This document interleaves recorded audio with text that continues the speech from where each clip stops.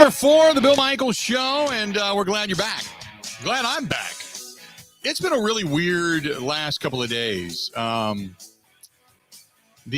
internet, and I have like 3 internet lines running into this house, including wireless internet as well.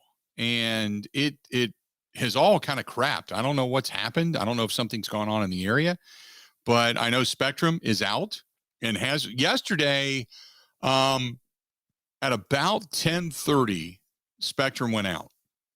And it did not come back until last night, maybe 10 o'clock. Because for those that were probably wanting to watch the Packer game last night and all you had was cable, oh my goodness, you're probably out of your damn mind because you didn't see it. Unless you're like me and you got Hulu or something. I watched it on my phone or on my computer. But we got backups to the backup here in the house, and all of a sudden it just went out. So redialed and got back in, and then all of a sudden it went out again. And then anyway, you don't need to know the whole story, but it's been really trials and tribulations over the last 36 hours now regarding internet. So my apologies, but we're back. Coming up here in about 10-15 minutes, our good buddy Mike Clemens is going to take us the rest of the way. We'll talk with Mike about the remainder of the season or remainder of the week and what to expect and not to expect this week when it comes to the Green Bay Packers getting ready to take on the Detroit Lions and getting into the discussion after the fact of who will and will not play, and then obviously the postseason beyond that as well. 877-867-1670, 877-867-1670. If you want to give us a shout, you can do so there. Dave says, in regards to your comment of the Packers taking their foot off the gas, they've been doing this for some time now. I was impressed last night that they stuck with the pass rather than just going run, 3 and out. Dave, you know what? When I had talked about taking your foot off the gas and I made the statement, it was in the first half. And remember, the Packers had gone up. They're up a couple of scores, and then the Vikings started putting a drive together. And the Packers defensively kind of watched them just go down the field, just kind of watched them get, now granted, they didn't put it in the end zone. They kicked a field goal, but you kind of thought you're up 17-0. You got all the momentum in the world. All you got to do is just put the drill on, or you're up 20-0, I should say 20-0. And all you needed to do was just one more score. You pretty much put them away and it's over. And you let them drive right down the field and they get a little bit of life. And remember, they got the ball back to start the second half. So at that point in time, had they been able to punch it in and had they gotten themselves another drive together with some momentum to come out of the second half, it could have been a 20-14 contest. Now it turns out that it wasn't. They got after them coming out of that first drive. And the Packers go on to get the ball back. A.J. Dillon gets the 4-yard touchdown run, and that puts them up 27-3. And that was pretty much it. That was done. But when they went up 20-0 and then allowed them to kind of march down the field, I got the sense of this prevent defense. And instead of sticking with what got you there, getting the sacks, getting the pressures, punching them in the face with a 3 and out, you let them get them a little momentum. That's when I made that comment. Now, what I was impressed with was the fact that the Packers not only went up 27-0, they were up 27-3. They were up 30-3 at one point before giving up that touchdown late in the ball game. The ball game was pretty much done at that point. So because that drive was the Osborne 14-yard touchdown catch from Mannion, who I think that drive was like 6 plays or 8 plays or something like that. I can't remember what it was. But they got a little bit of a run in. But by then, you would pretty much call the dogs off. And then you get another score. You're up 37-10, and it's over from there. But I think that at that point in time when I made that statement, you started to see some things that have kind of driven us nuts in the past come to light. But I give the Packers credit because they did exactly what they were supposed to do. They did exactly what they were supposed to do. They then came back, put their foot back on the gas, and they closed out what should have been and was looked at as an easy win, and they did it. They did exactly what they were supposed to do. And you don't fault them for that. You don't take anything away. You don't fault them for that. So, 877-867-1670, 877-867-1670. This one's from Janice, who says, what does this weekend look like for playoffs and seedings? Oh my God. Well, you got there's games in the NFC that can have results. So San Francisco and the Rams, New Orleans on the road in Atlanta, Seattle and Arizona, Carolina and Tampa Bay, Dallas and Philadelphia. I mean, you got all that kind of stuff. So this is long and convoluted. But if the Rams and the Saints win, okay, if the Rams and the Saints win, the Rams are the number 2 seed. The Saints are the number 7 seed. That means Arizona would be on the road in Dallas. Philadelphia would be in Tampa Bay. New Orleans would be then taking on the Rams, and the Packers, obviously, the number 1 overall seed. If the Rams and Atlanta win and Philadelphia wins, Philadelphia gets the 6th seed. They're going to go to Tampa Bay.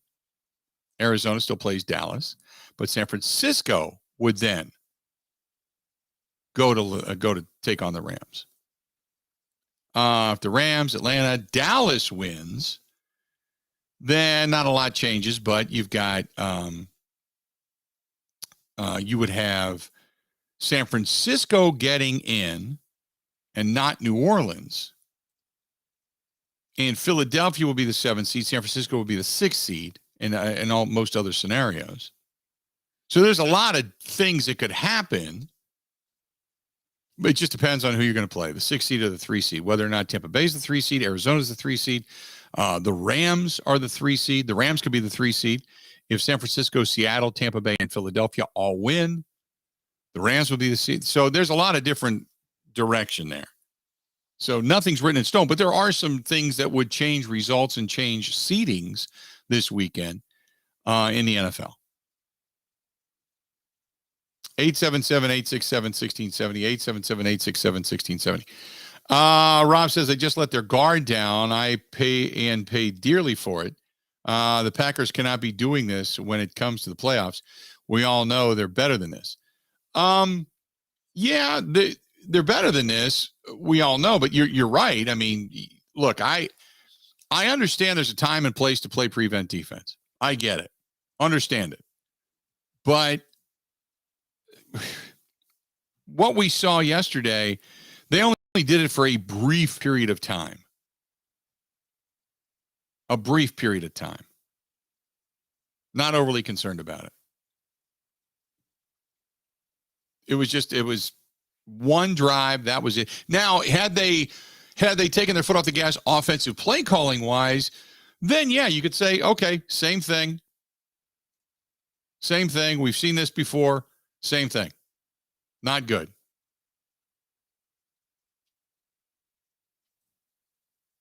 But we didn't. And so I'm happy about it. Give them credit. Who else do we have here? Let's see here. First of all, let's get to our buddy Mike. Mike, listening to us in Whitewater. Mike, how you doing, buddy? Hey, happy New Year, Billy. Good to see you Thursday. Yeah, you too. You know Detroit's a house of horrors, but yet you don't want to sit the guys like we did all the preseason and play an egg in New Orleans. I mean, it didn't look like they knew what they were doing half the time. Right. But then I have another question for you.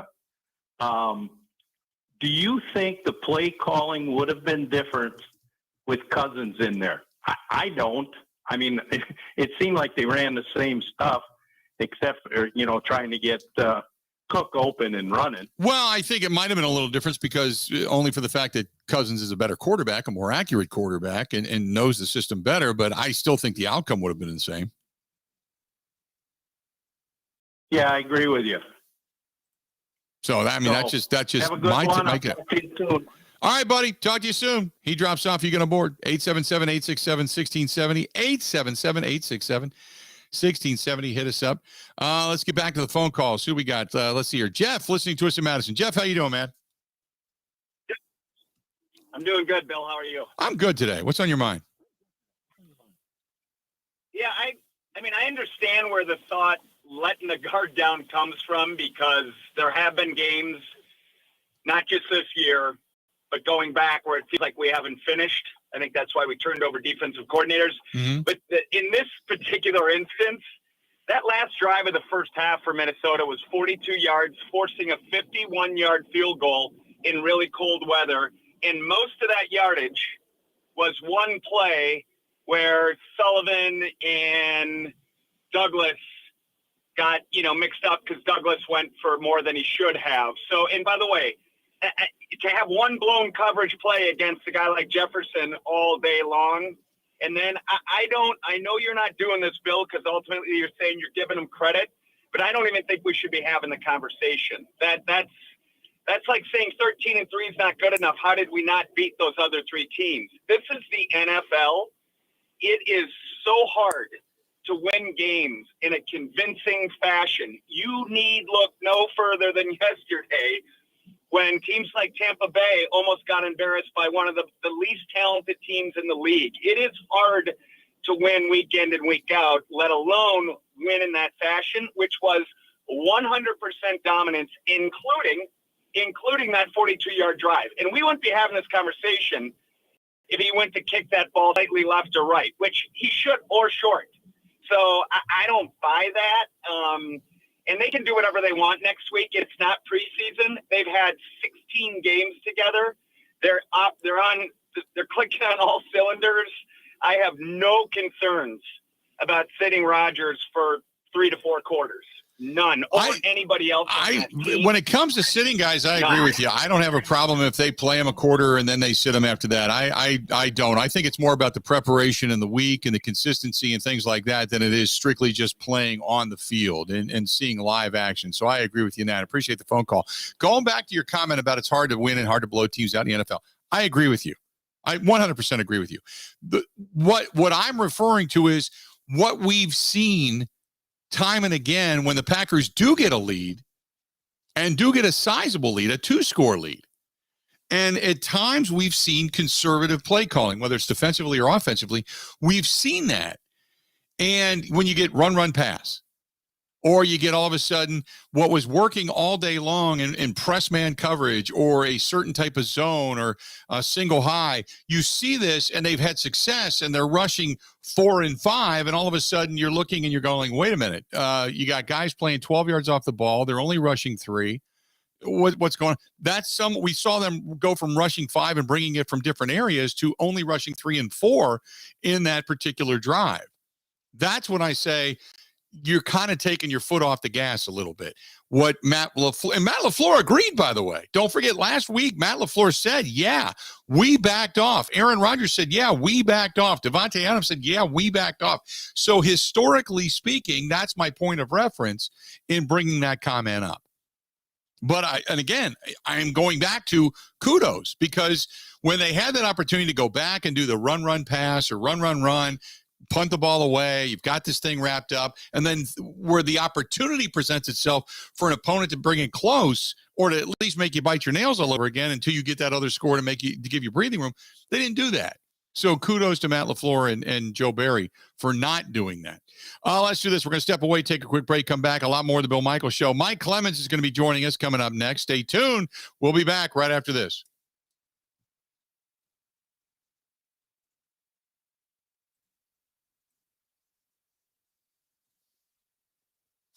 Covering Wisconsin sports like a blanket. This is the Bill Michaels Show on the Wisconsin Sports Zone Radio Network.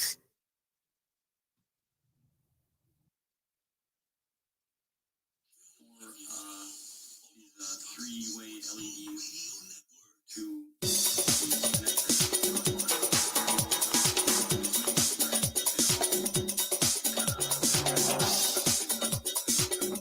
Bill Michaels will resume in 3 minutes.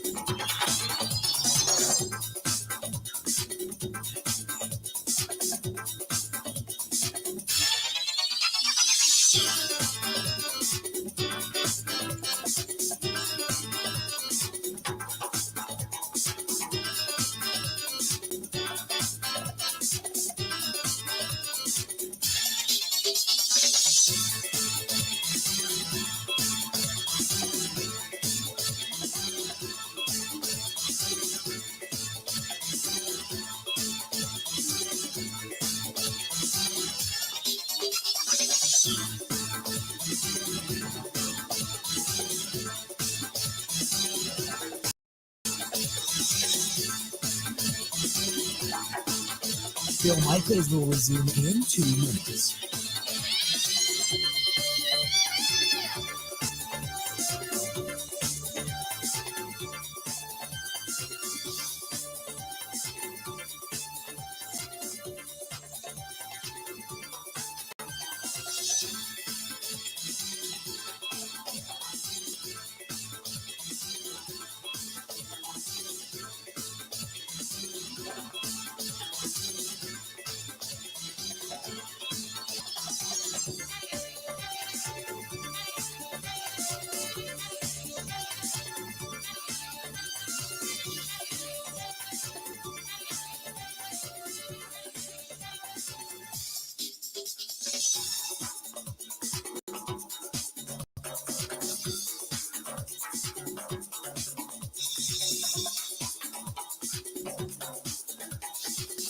Bill Michaels will resume in 1 minute.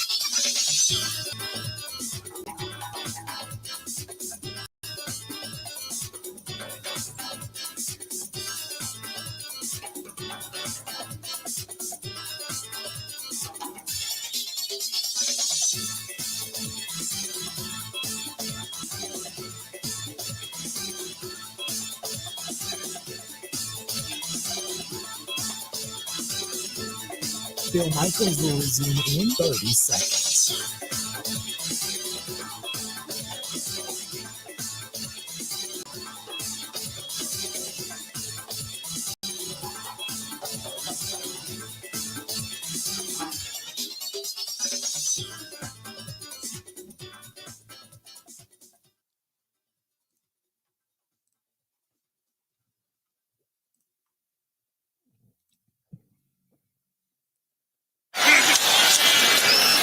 Second and 5. Rogers comes back to the other side towards Lazard, who's got it! Down in bounds! Touchdown, Packers! The focus, the energy, the effort that they displayed tonight. Certainly it feels good to be the number 1 seed, but we also know that it does not guarantee anything in the future, and we're going to continue to take it one day at a time, one game at a time. But hopefully this is something to build off of. I thought it was our most complete game in all 3 phases, and that's what we need moving forward. Matt LaFleur hitting the post right there. You go back to the old music days. Welcome back. Bill Michaels Show continues on. Matt LaFleur talking about the win over the Vikings. And now they're on to Detroit. And this week is going to be a different week. It's going to be a lot of speculation about who's going to play, how much they're going to play, who maybe will not play, who's back at practice, who's not back at practice. Joining us now on the hotline is our good buddy Mike Clemens. So, Michael, after last night, we heard Devontae say he wants to play. Aaron Rodgers said he wants to play. We know that there's going to be a lot of discussion about this this week. Who does want to come back? Who doesn't want to come back? Who will be practicing? Won't be practicing? So, where do we want to start? Well, who knew that Matt LaFleur was the Falcons quarterback coach and then also moonlighted as a club jock in Atlanta? Right. During that time there. Yeah, he's got everybody singing. Yeah. Oh. I think it's dumb to play these guys. That it's going to be a debate that's going to go on all week. But as soon as you secured the home field advantage with the Cardinals beating the Cowboys, I thought it was just it was taken that it'll be Jordan Love starting, especially when you're able to bring him out with 7 minutes left to play last night in the cold, which is, a great experience to see him. To me, the game starts out last night, and I guess I was, with Sean Mannion in there and the other changes that the Vikings face and the 12 guys that they've got on IR, like Adam Thielen, who we talked about, that guy is the face of the franchise up there. It's not Kirk Cousins that's the last guy introduced coming out of the tunnel at U.S. Bank. It's Adam Thielen. And they really could have used him last night. And earlier in the year, Danielle Hunter, their best pass rusher, down, and all the other injuries that they've had. So when the Packers come out of this game last night and they get a 9-play drive going there in the first half, go 58 yards, and then they get in the red zone, they just can't connect on second and third down. It wasn't like they were having penalties. They only had 1 penalty last night, Green Bay did. But Mason Crosby, field goal. And then you're into the second quarter. It's 3-0. You're home. and Mason Crosby field goal 6-0. It's like, this is a little bit of a slow start. I know it's cold out there for the Packers too, but it's like, then you see them finally do the series where they hand off to A.J. Dillon, and man, he got stuffed. There was 3 guys on him. You're like, wow, can this backup offensive line not handle this Vikings line? So it took a while for things to get going. So I asked Davante Adams, with all due respect, here's a guy that's, setting more records, 136 yards receiving, 11 catches, and the touchdown. I said to Davante, do you feel that one of the things you needed to get done with this win tonight is be better on opening drives on offense? Well, I mean, you can nitpick all day and do stuff like that. And, I would love if we go out and score 21 points a quarter, but it's the NFL. I mean, it's not always that easy. Going up and, we put up almost 40 today and freezing temperature. So it was a really cold day out there. And we still went out there and handled business, and you could see it affect other people, and the way we kind of just lock in a moment and just go get it done. That's just kind of been the whatever it takes mentality. We've adopted that early and just kind of taken that throughout the rest of the season. So it's been a awesome ride, and at this point we just got to keep winning. Obviously nitpicking and all of that will help us, and we're really hard on ourselves, I guess you could say. Our team is definitely our biggest critics out there. There's nothing anybody could say that we haven't already thought, or we're not already being real about with ourselves. So yeah, it is what it is as far as getting an early lead and all that type of stuff. We just got to finish these games and put together as good a film as we can, and that's really all we're worried about. Mike, I guess the good news was no major injury in last night's contest, and no, at least apparently according to Aaron Rodgers, no further injury to that toe. After Friendly Fire having one of his own guys step on it, a couple weeks ago. So, Aaron fractures his toe while working out during his quarantine for COVID back in October, the week that they played the Chiefs. And so you've been sort of trying to see, do you need surgery or don't? Can you get to a spot where you can still win games and then maybe, rest it during a bye if you secure the home field advantage so that you're 100% when you get into the playoffs? And so Rodgers talked about the status of that fractured toe injury and how it's coming along, and how much will a bye week in the playoffs help them? We were trying to get to that 6 to 8 week window without any major setbacks. We had a couple along the way, but this was another good week for me and felt good. Thought about practicing Thursday, but just wasn't quite 100% there mentally. Practiced Friday without any issues, no inhibitions, and felt really good. Like I said, no pregame shot. Got through the game without getting stepped on or any issues, which was great. So I feel like there's a legitimate chance I could practice 2 days this week. Definitely practice Friday for sure, and then maybe be able to get out on Thursday as well, which would be great. Get back into that, which is generally the padded practice of the week. So, and then, without any issues in Detroit, I feel like we're getting really close. I mean, we haven't done an X-ray in about a week, but there's definitely significant healing, and we're getting close to being 100%, which I expect to be definitely with the bye week. So, okay, which is fantastic news. You don't want to risk it and having, again, Friendly Fire or anybody else coming down on that toe, I guess. But, I found it interesting that there was this talk of this, kind of how do I call it, the executive committee or the players committee or whatever, that talks to Matt LaFleur and says, hey, look, we want to go. I don't want to go, whatever, happens to be, whatever they feel is best for the team. So Matt LaFleur's got some decisions to make as far as who to play and who not to play. And as for the Lions, Bill, I mean, they're short on a lot of talent, but those guys are playing for Dan Campbell. Can we agree on that? Yeah, they are. Which makes them a dangerous team to face next week at Ford Field. These guys don't care. It's their last game of the season. They're trying to get their jobs to come back next year, and they're going to be dangerous. They're going to be hard hitting and looking to take shots. And so Matt LaFleur was asked, are you going to play your starters against the Lions in Detroit?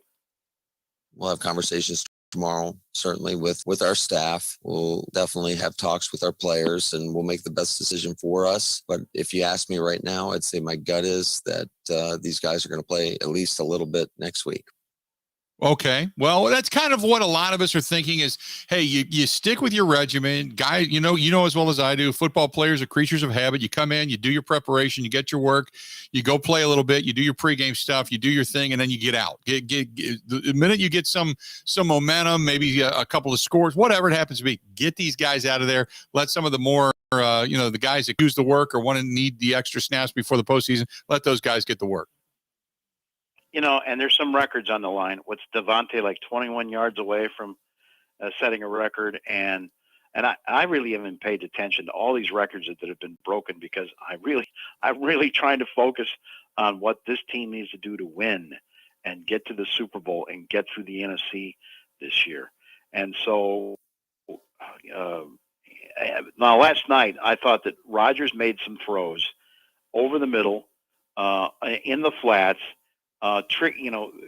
countering the disguise like Harrison Smith, the safety, who'll line up right on the line and then shoot back 20 yards and drop into coverage, and that's how he gets those picks. I thought Rodgers threw some incredible throws last night. But the first thing that we asked him was, does he think that he'll play against the Lions next week? I'm going to play next week, and I expect Devontae to play and our guys to play. So we're looking forward to finish off the season on a high note and then getting the bye. There's like 6 different passes I want to ask you about tonight. So I'm going to let you pick one. I mean, between the sidearm throw to Devontae or the one where you hit Devontae in the sideline while Harrison is dropping back, into coverage with his disguise. Was there one other pass you had tonight that you thought you checked off a box? You brought along somebody or you brought in a new play you can take into the postseason? The fun thing I was just telling Tay as he walked out of this interview, but when I was looking at the first few plays of the game that Matt sends over my way before game day, I was looking at them this morning and this afternoon before the game. I thought that I wanted to kind of set the tone with Tay early on and throw him the ball on the second play of the game, regardless of the coverage. So they usually don't do that. Learn from Tom McClements. We always had 3 mortal sins. The quarterback, don't throw late down the middle, don't make any blind throws, and no premeditated decisions. And so with all apologies to Tom and his excellent training over the years, I kind of had a premeditated decision to throw it to Devontae on that play. Now, they came out in a too high shell, but the corner played low to his side, and we fit similar balls in the past, but that was fun to kind of get him going, because as wide as a safety is, he doesn't expect an outside release for a ball to kind of be thrown in that direction. So kind of using that mentally against the coverage scheme, and then we came back to it in the 2-minute drill as well, which was a lot of fun. So those 2 throws are probably my 2 favorite of the night. Mike, real quick before we go to break, do you remember when the Packers wrapped everything up some years back? I think it was 2000, and then they fell to Detroit, or they beat Detroit at the end of the season, and they fell. I can't remember exactly, but Rodgers didn't play and then came back in the postseason. The Packers ended up getting knocked off. And do you remember him making a comment about the rest, the 3 weeks of rest, and saying, I won't do that again? I don't want to do that again? I think so. Aaron was also talking about years where he's maybe come back too early from injury. And we'll get into that later in this one. Yeah, there's definitely a season in there that I remember where they did take a bye, and then they came out, rusty. And so that's got to be part of the conversation as well. I just, isn't this funny though? This is a coach that had 30 starters not play at all in the preseason at all. So the inactive list was a joke. And this game against Detroit is as meaningless as those preseason games, and yet now LaFleur's saying, well, we're thinking about doing it. And you know what the experience is? It's because look how flat they were against the Saints. Right. Yeah, they look terrible. That's got to be in the back of their mind. Yep, no doubt. That's why LaFleur's saying maybe those guys need to get out there for a couple of quarters against the Lions, and then we take our bye, and then we get in the playoffs. We're going to take a quick break. We got more with Mike Clemens coming up next on the Bill Michaels Show.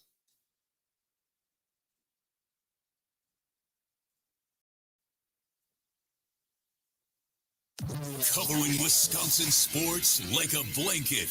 This is the Bill Michaels Show on the Wisconsin Sports Zone Radio Network.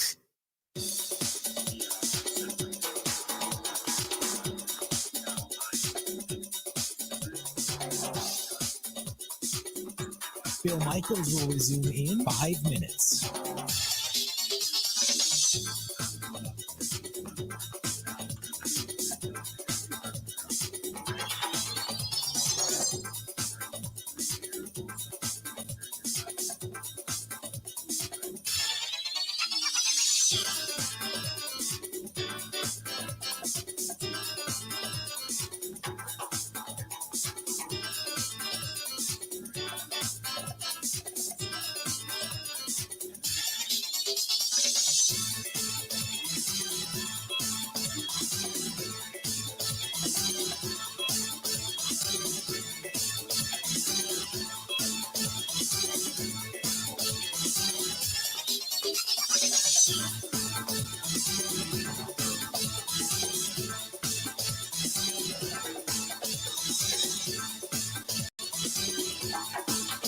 Bill Michaels will resume in 4 minutes.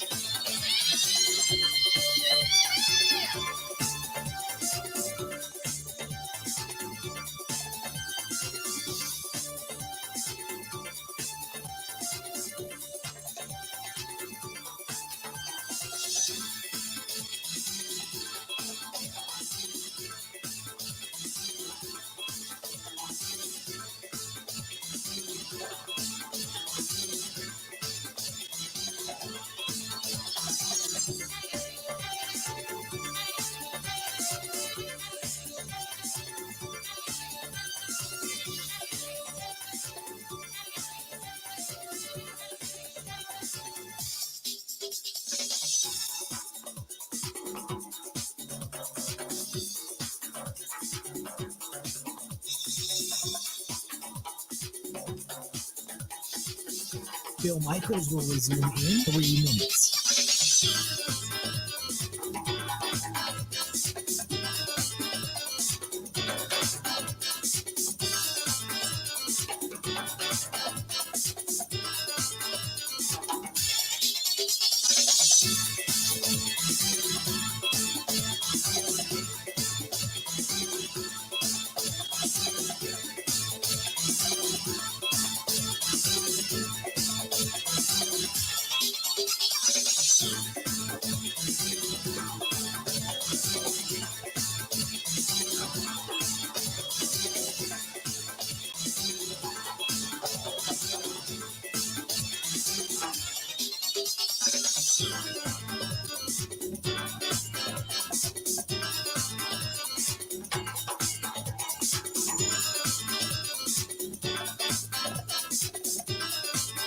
Bill Michaels will resume in 2 minutes.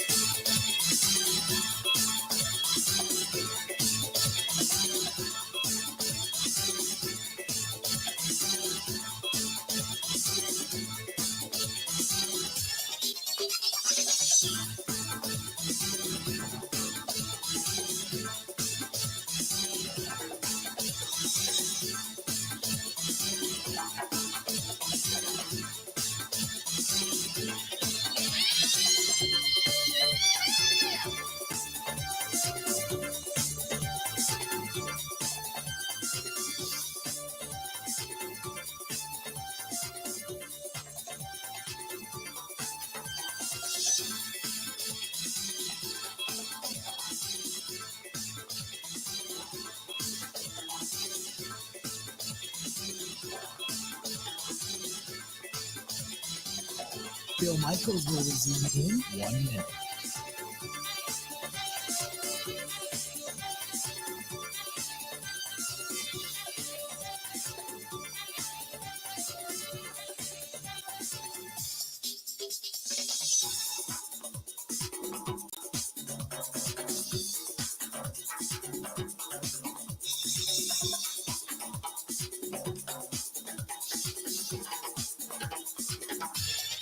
Bill Michaels will resume in 30 seconds.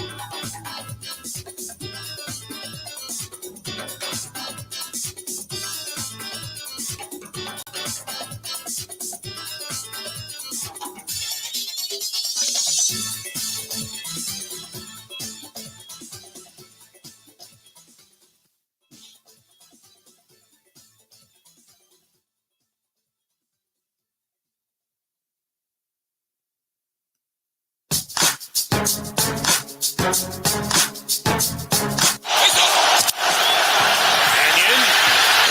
from the 25. In trouble. Rashawn Gary's got him. And Mannion is sacked. A loss of a dozen for Gary, who is on a roll. We did what we said we wanted to do. We wanted to get off the field, burn it down, get back the offensive ball as many times as we can, and score as many times as we can. And, as a defense, we just got to do our part. So everybody played their part, all three phases today. So that's what it showed when we got the win. Rashawn Gary, he is having a hell of a season. That arm continues to get better. That elbow continues to get better, and he continues to impress. Between him and Preston Smith, the pressure has been fantastic. Devondre Campbell over the middle has been solid in coverage and in tackling. Bringing in now Mike Clemens, bringing him back. And so, Mike, look, Rashawn Gary, I don't know how much of a difference it made, not having Kirk Cousins in there, but between him and Preston Smith, they had a hell of a game. And Devondre Campbell was everywhere. And if you're never going to get Zadarius Smith back, that makes Rashawn Gary even that much more important. Before the break, you were talking about this decision whether or not starters should play or not when you're gonna have a bye in the postseason. And yes, good recall on your part, Bill. That was 2011. You go 15-1. The only game you lost during the season was to the Chiefs in Kansas City, and then the last week, McCarthy rests all of his guys, including Aaron Rodgers, and it's Matt Flynn against Matthew Stafford at Lambeau Field. And these guys end up having a shootout. Matt Flynn throws for 480 yards, 6 touchdowns, and it's like a 45-41 win, Packers over the Lions and Matthew Stafford. And Aaron Rodgers is watching this and saying, those should have been my numbers. Right. And I'm not going to let that happen again, whether, you clinch or whatever. And I think that's, some of the thought process that's going on with these guys.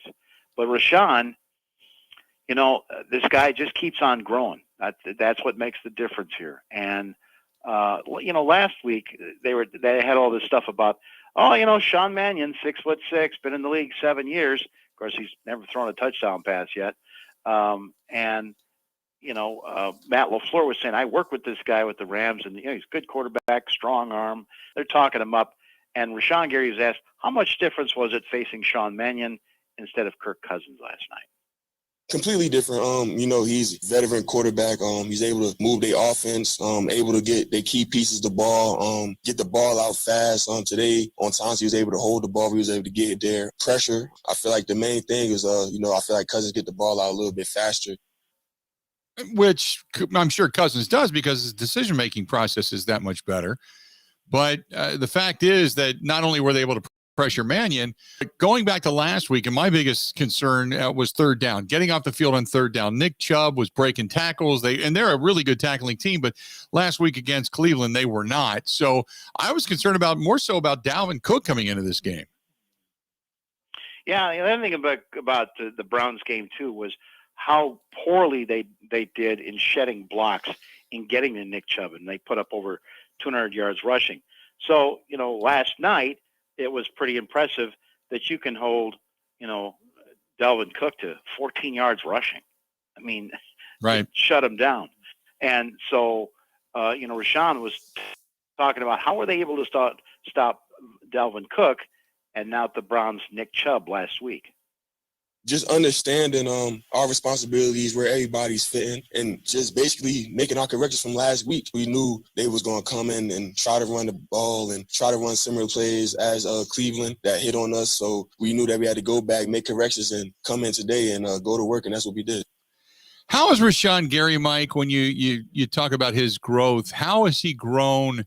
Not just, his play-wise, but he's really become kind of a tandem between him and Preston Smith. You mentioned Zadarius, and while you would love to have Zadarius back because he is a tremendous pass rusher, if indeed he comes back to what he was prior to the back injury, but Rashawn Gary's really grown into being one of those guys that can handle the pressure. Right, and just even pre-snap, when Zadarius stands up and lines up, he puts fear into opposing offenses. And we've heard from other offensive coordinators. I asked this of Dennis Kelly, the right tackle for the Packers that played for the Titans last year.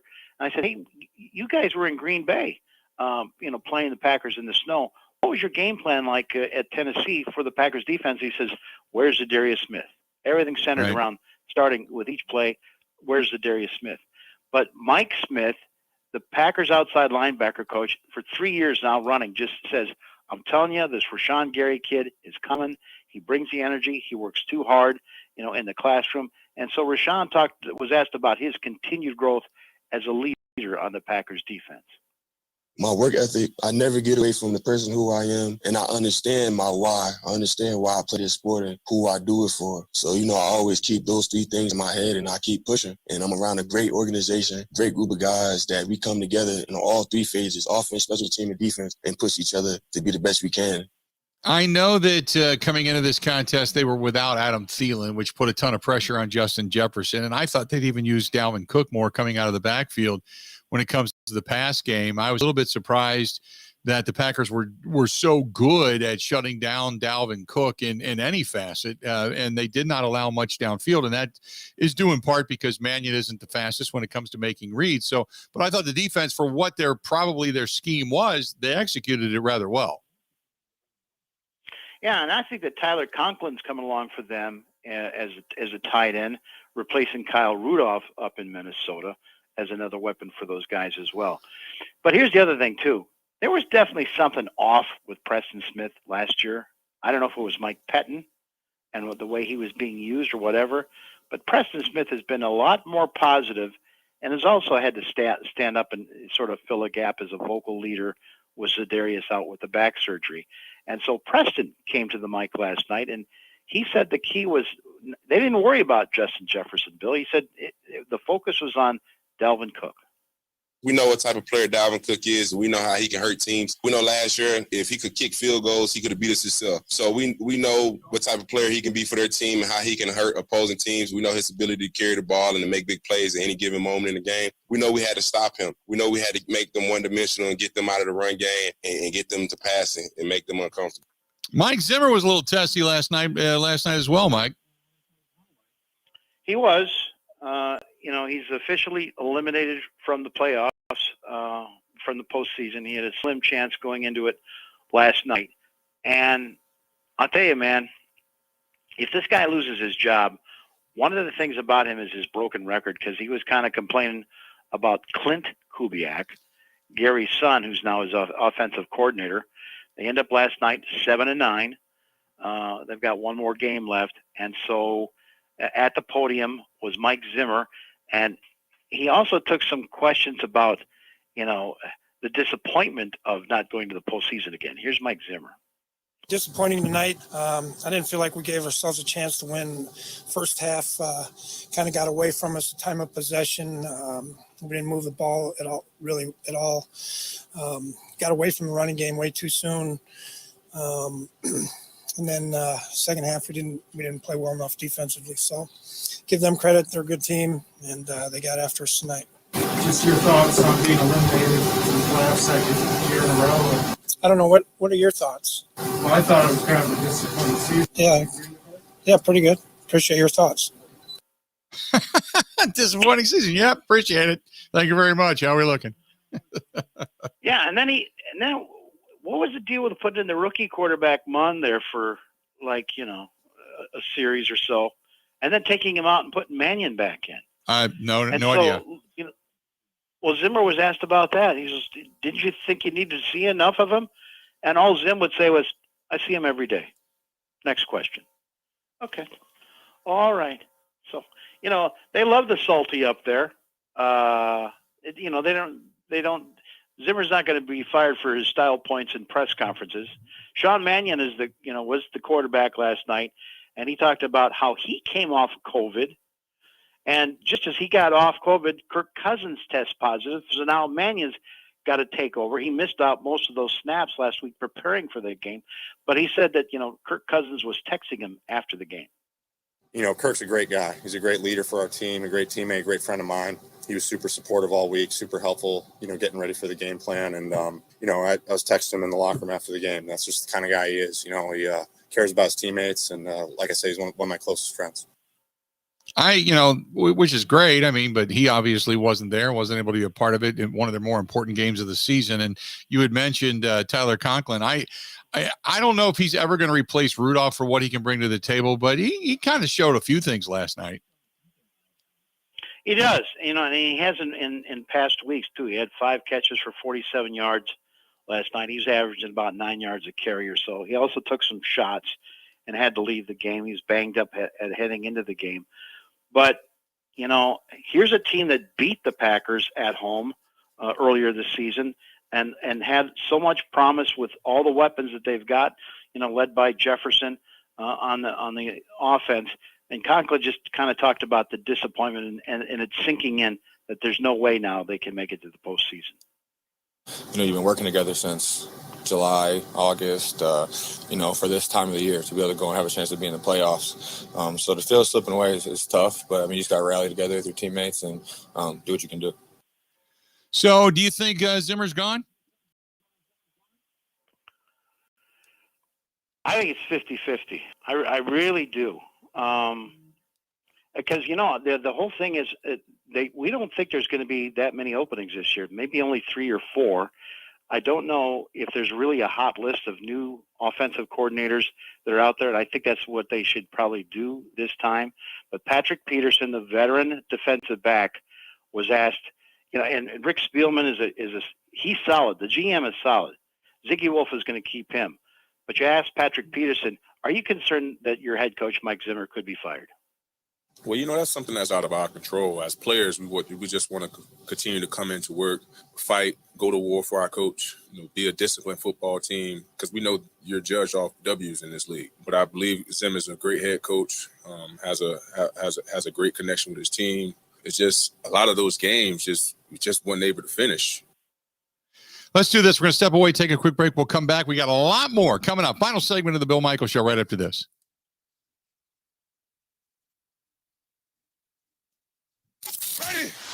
This is the Bill Michaels Show on the Wisconsin Sports Zone Radio Network.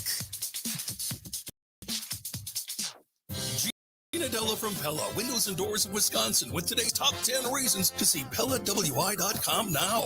Number 10. My Pella team installs year-round. Number 9. Every one of our installers is Pella certified to ensure your complete satisfaction.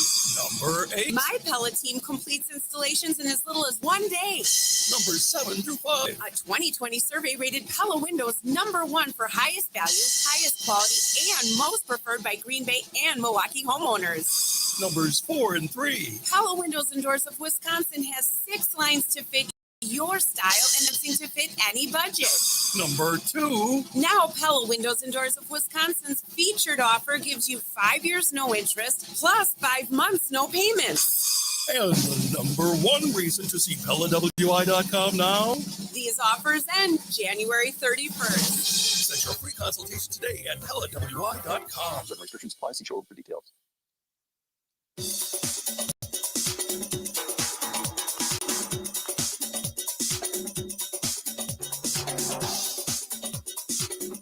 Bill Michaels will resume in 3 minutes.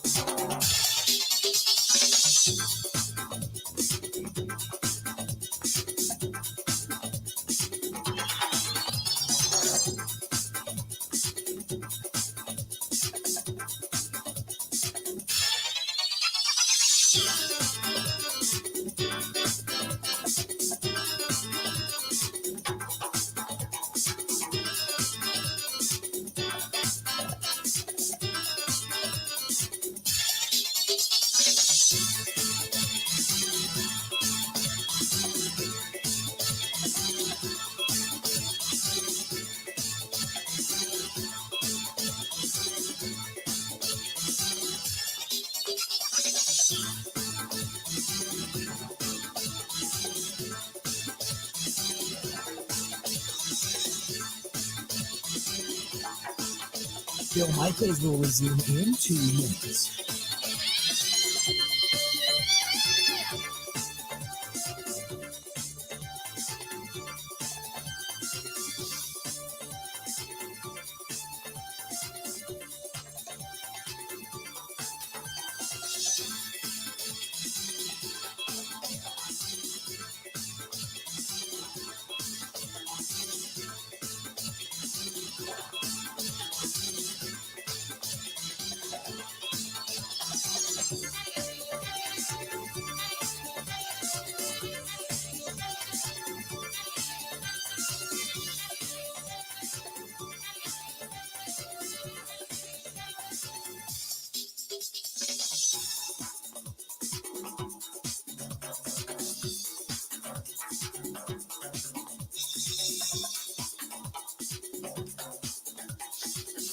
Bill Michaels will resume in 1 minute.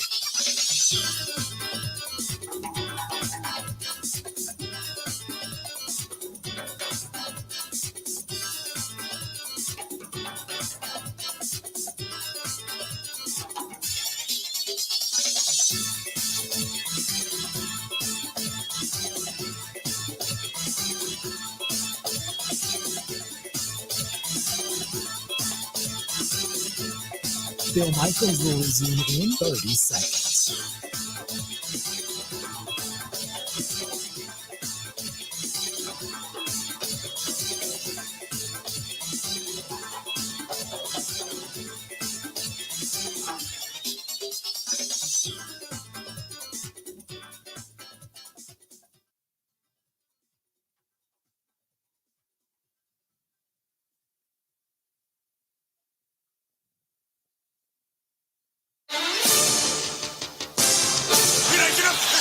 Smith, the safety, heads back late, 2nd and 4. Is Adams with a catch on the sideline. These two are so connected right now. From the 11, Aaron dealing over the middle. Touchdown, Adams. They've done it again. I appreciate the conversations that we have. That's what it comes down to, and that's what it was for me and Jordy and all the great players I played with. Is when you have that communication during the week, during the game, about things you want, it makes moments like that, almost seem natural. The words of Aaron Rodgers as he connects with Davante Adams. Things are seemingly coming together now if they can just get some of the other pieces back from the injury list. And I don't know who's going to come back and who isn't going to come back. I know it was exciting to hear Aaron Rodgers and some of the optimism he laid out last night, Mike. And Bill, I don't think this guy would say this in a press conference like that unless he had some information. I mean, he's walking through the training room too, and he knows who's close, and he knows what's going on in the closed sections of practice that we aren't able to see. But when you talk about Jair Alexander at corner, Zadarius Smith coming off the back surgery at outside linebacker, left tackle David Bakhtiari, it's been a year now with the ACL, the rookie Josh Myers, the big kid that you had at center.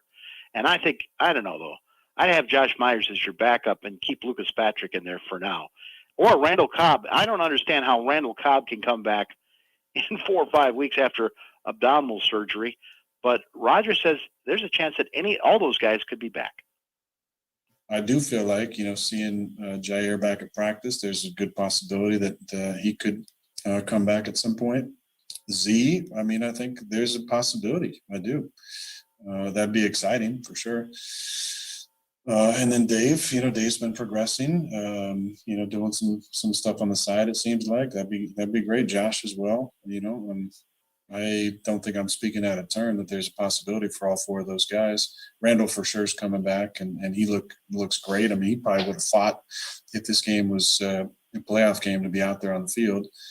So it's exciting knowing that there's a good deal of guys who are close to coming back and may come back and could really help us. Now, in all my experience, Mike, a guy that has not played it all in the regular season very rarely comes back and contributes. Then again, the rules have changed, but very rarely comes back and contributes in the postseason. I as much as I love David Bakhtiari, I just don't see how if you don't practice. Now, this is an important week, right? It is. And even Aaron Rodgers uses himself as an example, like what you're saying. In 2017, he's off to a great start. Then around week 4, week 5, Anthony Barr drills him into the turf there at U.S. Bank, and Rodgers has his second collarbone fracture. They try and bring him back, against Carolina for a must-win game if they were going to get to the postseason. And they're admitted, I was 75%. I wasn't all the way back. Remember he had some balls where he had guys open deep and he just couldn't get the ball down there. Yeah. And we all wondered how much he was going to be screwed up for 2018. So there's that to consider. Special teams, quick note, David Moore at the returner, a guy that they picked up off the street last Thursday after he'd been released from the Seattle Seahawks. And of course, they're pretty deep with DK Metcalf, Tyler Lockett, a wide receiver. They put that veteran back there return. I thought he looked pretty good returning. Oh, yeah. He had the one for 21.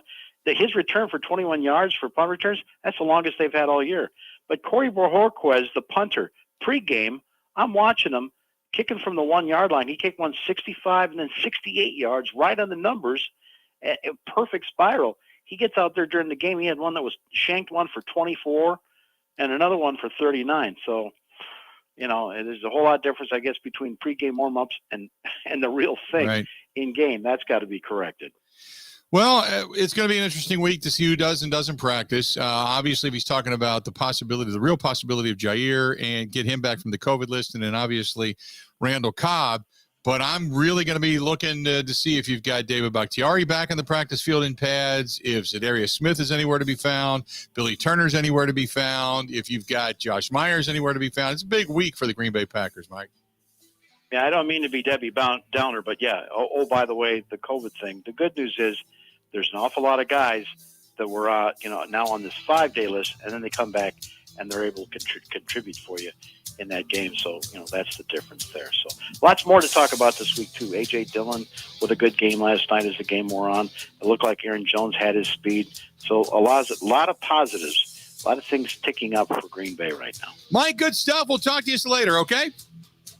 Thank you, Bill. See you, buddy. Time for us to get here, man. It's a good one. Good one. Good Monday.